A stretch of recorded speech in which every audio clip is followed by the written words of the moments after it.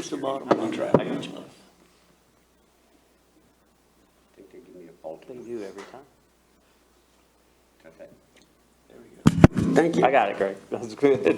Okay, that's a start. I'd like to call to order the April 27th, 2026 Town of Emerald Isle Planning Board meeting. First thing on the agenda is, second thing on the agenda is roll call. Establish quorum. John, will you call the roll? Yep. Kenny Sullivan, Here. Chad McGavery, Here. Joni Brooks, Here. Scott Bookout, Here. Andrea Beasley, Here. Bill Little, Present. and Jim Dubabek is just an excused absence. He called in last week and said he wouldn't be able to make it for work purpose. So we do have a quorum. Okay, we have a quorum. Before we move on to item number 3, I would recommend we make approve Jim Dubovic's absence because he's out of town on business, correct? Yep. Is there a motion for that? So moved. Is there a second? Second. All those in favor say aye. Aye. Motion is passed. Next item on the agenda is the minutes from February 23rd meeting. Very quick meeting. Maybe we can do that again. 20-minute meeting. Anybody have any questions, concerns, or changes they want to make to the February minutes? I make a motion to approve the minutes. Is there a second? Second. All those in favor say aye. Aye. The motion is passed.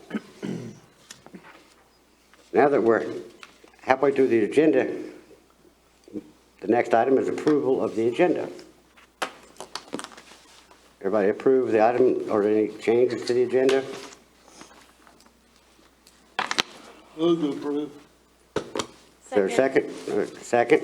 All those in favor say aye. Aye. Okay, now to the real stuff.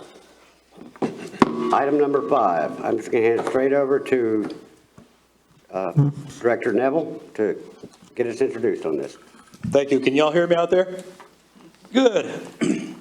Let's see if Greg will pull up the. Thanks, Greg. That's really hard to see. We're going to have it up there anyway. This is a proposed changes. Good evening, everyone. Tonight I am requesting the Planning Board's support in increasing the civil penalty and restoration deadline for the damage or removal of a primary dune. I am also requesting changes to the restoration deadline for the damage or removal of trees or other designated natural areas without a required dunes and vegetation permit. Currently, 9.5.3 Dunes and Vegetation Protection Regulation states, the rebuilding of a dune shall be the ultimate responsibility of the property owner, and any dune that has been damaged in violation of this ordinance shall be restored within 60 days of notice. It also states that violations of this section shall incur a civil penalty in the amount of $1,000, and each day after the 60-day period that the violator fails to perform such restoration shall constitute a new and separate civil violation, meaning that the violator would be charged $1,000 daily. The removal of a primary dune is a major development violation, as they act as the first line of defense against ocean storms and can also affect neighboring infrastructure. I am requesting that the Planning Board recommend approval of amending the UDO to increase the penalty from $1,000 to $10,000. I am also requesting updates to the restoration deadline, changing it from 60 to 30 days so that the restoration work must be completed as quickly as possible, or quicker.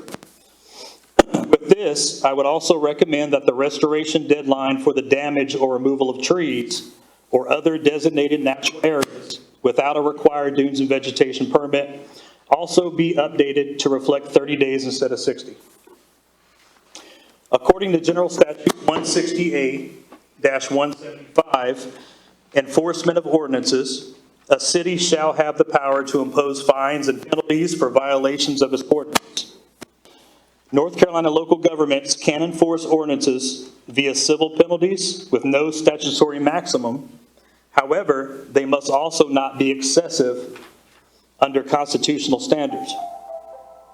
After speaking with both Town Manager Frank Brush and Town Attorney Mark Soletto, we agree that since the Coastal Resources Commission can charge a maximum civil penalty for major development violations at up to $10,000 per violation, and another local jurisdiction charged $10,000 for the removal of a primary dune in recent years, the requested increase to $10,000 would not be excessive. If approved by town commissioners, there would be a new violation per day after 30 days, so the violator would be charged $10,000 daily until fully restored.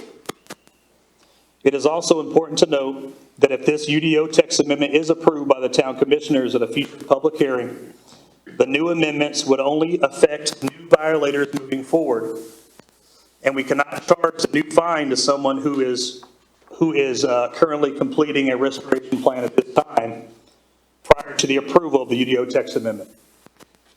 This proposed UDO text amendment is consistent with both the CAMA land use plan and reasonable and in the public's best interest because primary dunes act as the first line of defense against ocean storms. The town has invested millions of dollars in dune restoration, and the protection of primary dunes are imperative for the protection of structures in the town.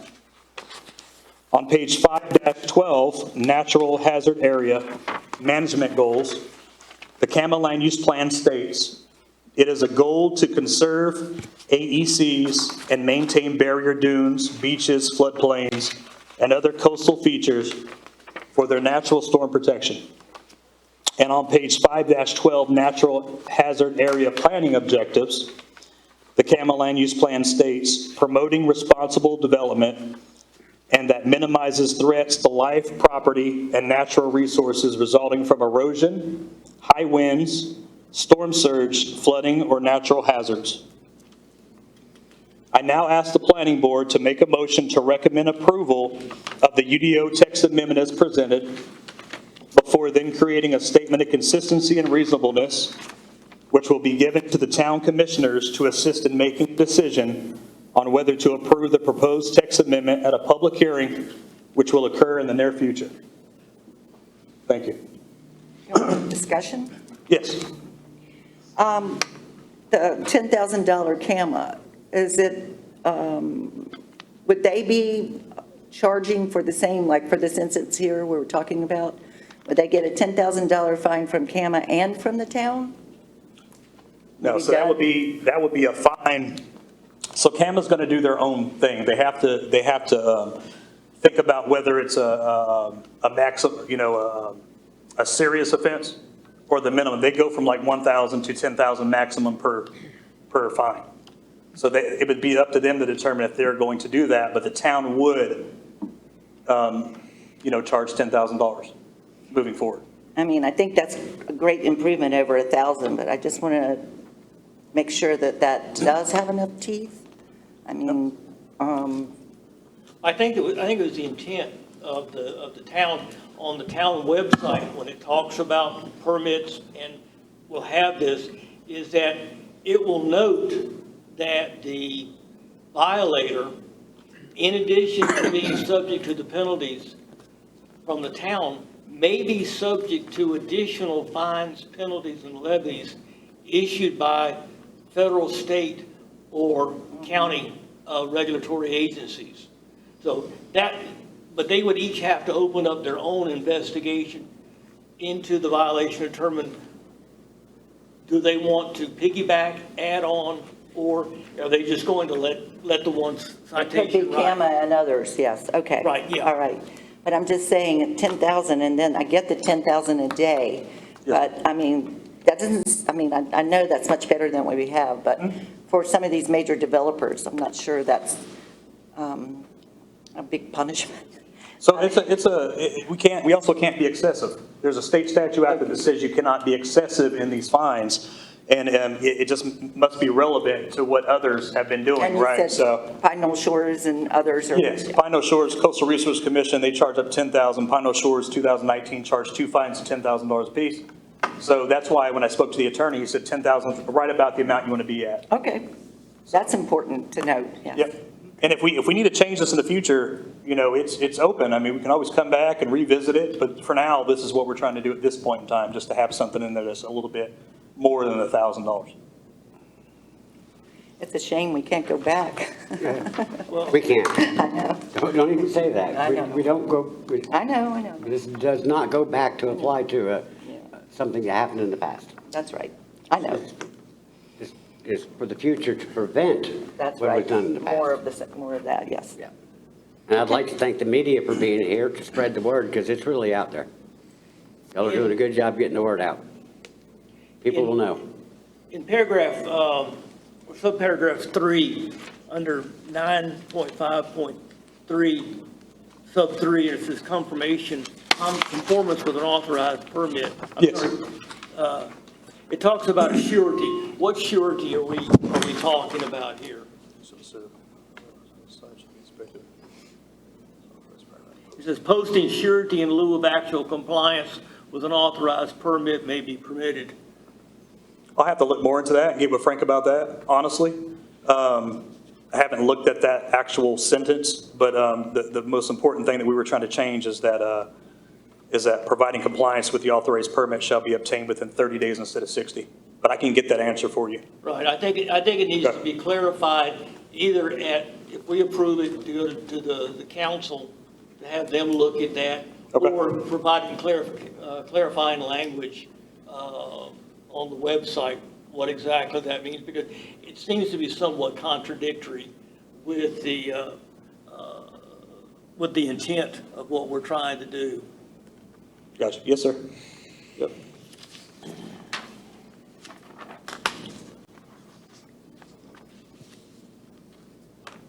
Anybody else have any questions or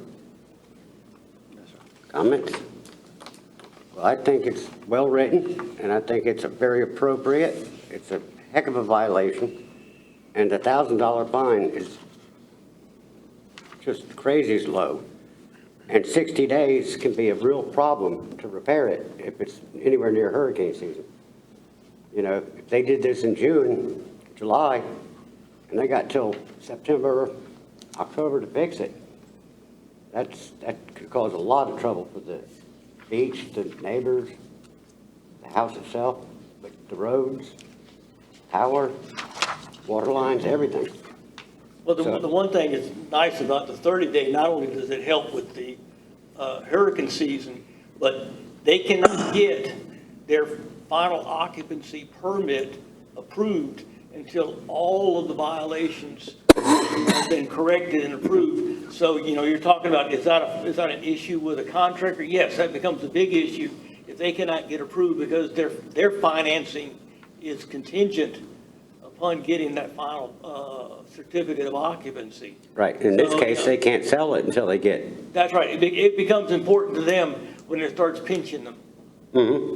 It's important to us too. So, and then if they don't do it in that 30 days, they get another fine. Right. It's another $10,000 per day fine. Yes, that gives them a lot of incentive to get it fixed quick. So No, I think that's. I think it's well written. I say we recommend it as written. If someone wants to make that motion or you want to discuss any more questions. Do we want to open up? Are there any public comment? It's not on That's the up to- agenda. Yeah. It wasn't on the agenda. Does anybody want to say anything? Art? No? Okay. You, sir? Yeah, I'm Commissioner Roy Brownlow, and I support strengthening the civil penalties. And, yeah, it's in addition to the CAMA penalty. And so they'll be in that. And I'm hoping to keep you guys busy here over the next couple of months because I think it's long overdue that we do something to not only put in some more teeth behind the ordinances we have, which are well written. We have good strong ordinances, but we don't have that code enforcement backing them up. They're not effective. And in some cases, the $1,000, like you were saying, that's just petty cash, just the cost of doing business.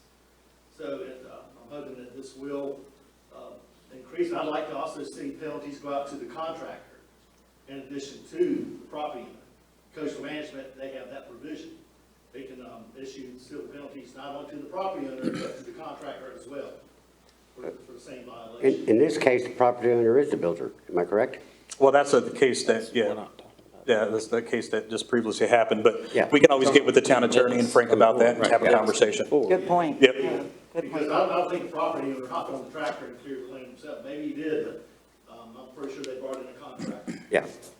Well, the fact that they cannot, the contractor can't get a certificate of occupancy approval, that's what's costing them money and causing them to say, we need to hurry up and get it done. So there is an incentive, and it's going to be an expensive incentive for the contractor to get it done. What I'm proposing, though, the contractor in this case is the owner. It's because I understand that they get an LLC for every house that they build. And so for this time, LLC, and they have a contractor on the LLC who gets the permits. I'm referring to the person engaged doing the work. Someone had to get on a tractor and ride the tractor and operate it. That's who would get the fine. If you know, with coastal management. And so I'd like to do something similar here with that. And do we have a Absolutely. repeat offense violation also? We do. Yep. What does that entail? It just, it charges a little bit more of fees, but I think going to this $10,000 fine, we'll have to see and wait, just wait and see what happens. And kind of verse our ordinances off of what we see happening at that point in time. You know, I mean, because this might be what it just needed to happen, and maybe more people are open their eyes, especially, I know newscasters are here, but being all over the news and, you know, all this stuff, you know, moving forward, it might deter people from doing it again. You never know. If not, we come back to the drawing board again. We'll meet just like this again and then try to do a UDO Text Amendment to do whatever we can to help it stop. I don't know what year that $1,000 violation was put in place, but I've been in Emerald Isle over 33 years. I've never seen something like this happen before. So that was likely been written more than 30 years ago. And we hadn't had a problem, so we haven't reviewed it. Now we have a problem. Now we need to review it and prevent this from happening again. Well, I would say that one time is enough. Yep. More than enough, more than Yeah. enough, yeah. Yeah. I got a pretty good history of some violations stacked up. It's been going on. Yeah. Not to this level, has it? But it is frustrating when you see a contractor come in and build a $6, $7, $8 million home, and $50,000 is nothing just to add to the bottom line of that home and just keep moving. Right, charge it to the buyer. So we need to be as strict as we can. Right. Let's make a motion. Somebody would like to make a motion Motion to approve is written. with the one change about the surety? There was going to be investigation into the They were surety. going to determine what the amount was and. Okay. And if there was anything. Well, and add to that motion as written and ask the Board of Commissioners to clarify the surety. Yes. Yes. Okay. Everybody understand that? Anybody have a second? Second. We got 2 seconds, so all those in favor say aye. Aye. Motion is passed. Thank you, John. No problem. Thank you all.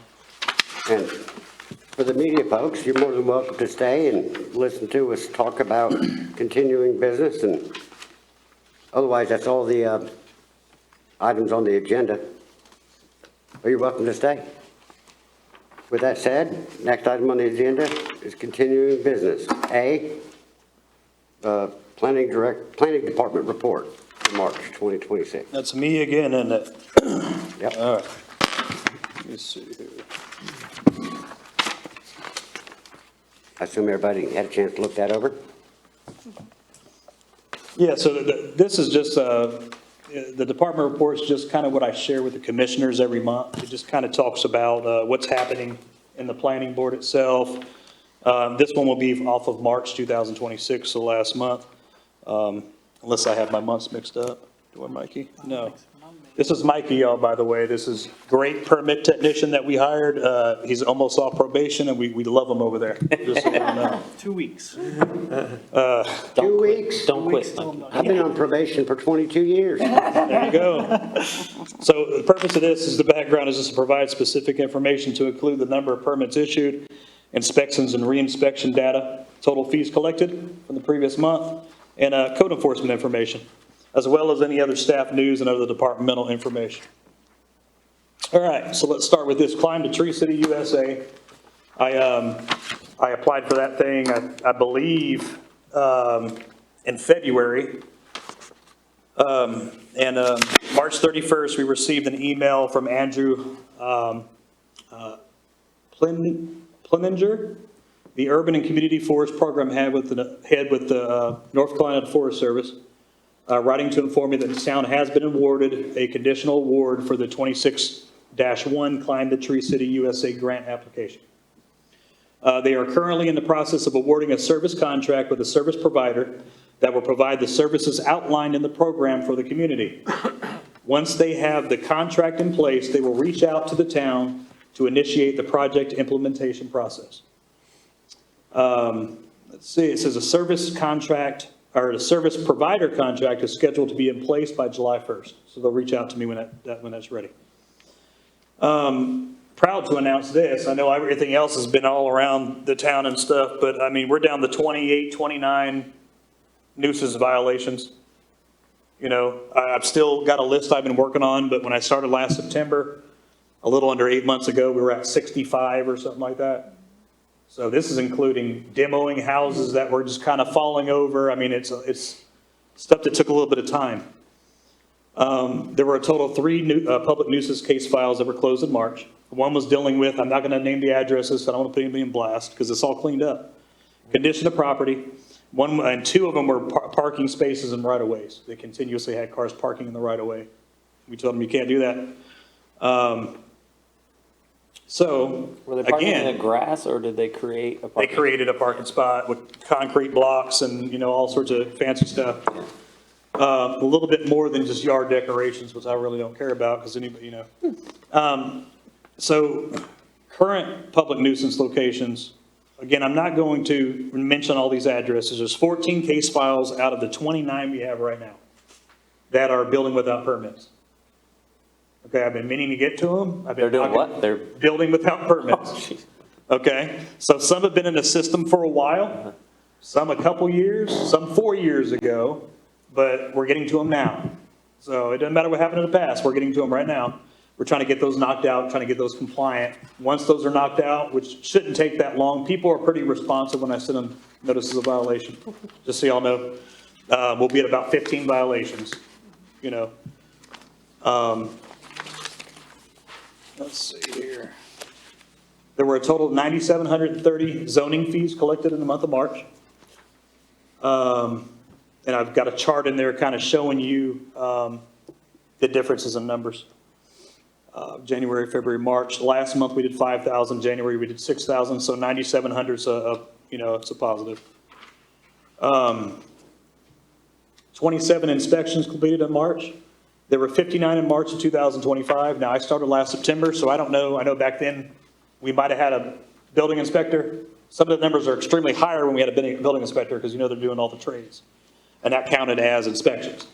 But this is just ones that I do as far as natural vegetation, stormwater, just to check before they cover it up. You know, tree permits when someone wants to take down a live tree, but they still, to ensure they still have 35% natural area. Those type of inspections. Let's see here, what else we got? All right, so we had a total of 75 zoning permits issued in March. These included zoning, demolition, dunes and vegetation, stormwater, tree, I said it too fast, tree removal, and others.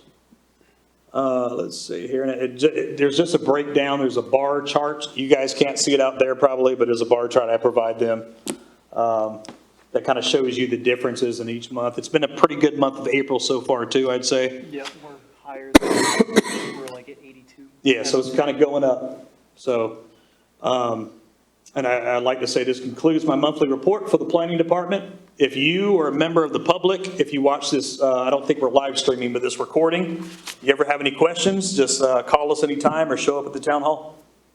I presume that the increase in the tree removal, that includes the dead trees that we talked about, I guess 2 meetings ago, where you were able, we had that blight that came through, and we made the text amendment that you could, instead of having the inspector come out and look at it and say, we now pronounce you dead, you can cut it down, we could send the photograph, they could send a photograph in to apply for the permit if those. So yeah, that was actually before I started here last September, when that dead tree thing was whole put into place. If it's noticeably, there's no new growth on it and it's just dying, you could tell if the tree's truly dying. The bay tree Take a plant. I picture. noticed there was an increase in the number of tree removals. Yep. I presumed a significant number of those were the dead trees. So we don't count the dead trees in our permit totals. Oh. With the spring green coming out, you can really spot those trees right now. They're still everywhere. Especially now we got some rain last night. Yep. True. Okay, with that, next item on the agenda is planning board comments. Anybody have any comments? Andrea? John, thank you for all your hard work on this. You made this easy on us. It's great. Yeah, thank you. Appreciate it. No problem. Joni? I second that. Ditto. Okay, thank you. I'd just like to make a comment, nothing about the planning board, but thank you, like she said. I think you've been busy the past few weeks. Yeah, a little bit. Yeah. Something not related to the board, but just wanted to make notice that the Gold Star Group put a new memorial at the public boat ramp. And if you haven't seen it, you ought to go take a look at it. It's a very nice thing they did down there. What's that memorial called? The 9/11 Memorial? Gold Star. Just the Gold Star It's in Memorial. the same, it's in the same place. It's the 9/11 Memorial. Is that what that's called? Down there by the ramp. Where the flag is? Yeah. Yeah. They put up a Gold Star, big, I guess it's a bronze flag? Is it bronze? I think so. It's heavy. But it looks very nice, so if you haven't seen it, ride down there and take a look at it. No, just keep up the good work. Greg, good job back there, buddy. Appreciate you. The Greg's Glad to have you, hides back Mikey. there. He doesn't come out in public anymore. Thank you, no additional comments from me. I'm good. Well, with that, we're 7 minutes longer than last month's meeting. We're doing pretty good. Motion to adjourn. Oh, Art? That didn't relate to y'all, and I'm glad that y'all did what you did. One of my questions is, who's gonna monitor how that dune's rebuilt? I mean, I have no idea how it's going to be. So, I know there's all kinds of people looking over it. sure, yeah. So when somebody violates, we have to collaborate with Division of Coastal Management very closely. I met on site for this last one twice, once with the Division of Coastal Management and Frank Rush, the town manager, and one of the contractor partners, and the second time with the Division of Coastal Management and the Carteret County Building Inspector, the one over here at Cedar Point. And we had to measure the entire lot itself to see what type of damage it was. And then CAMA took back those numbers to determine what would be needed for the restoration plan. So once we send the restoration plan, we have to do that by certified mail, okay? They have to sign that restoration plan saying that, yeah, we agree to doing this, okay? And then when we receive that back, it starts that clock. Whenever that restoration is fully restored, they contact me, and then I contact Division of Coastal Management. We all meet back on site once again, and CAMA helps me determine, or Coastal Management helps me determine if it has been fully restored like we asked them to. So do you know where the material's gonna come from? What's that? Do you know where the sand's gonna come from? So we don't, it's all about them communicating with us and what they're doing. We just know that the time clock has started, so it has to be done sooner than later. So I'd imagine once they got that letter that I sent out last week for this last one, because it took a while to create this restoration plan, that they're going to be communicating with me and trying to get this done as quick as possible to let us know where it's coming from. Well, I'm glad to know it's getting done as quick as possible, but I know from these work and stuff, we're going through all kinds of hoops to even get the approval to dig up a pile of sand and put on these. So from what I've been told for this last one that you're talking about, is that all that sand that was taken down from that dune is on that property, on that lot. We're going to have to see when they start rolling with things, and we're just going to have to monitor it and keep it going and try to figure out. So, John, do you know if CAMA's going to accept the restoration? Is it the town or CAMA that's going to accept the restoration? so as the LPO, I had to write the restoration plan, and I had the assistance of CAMA.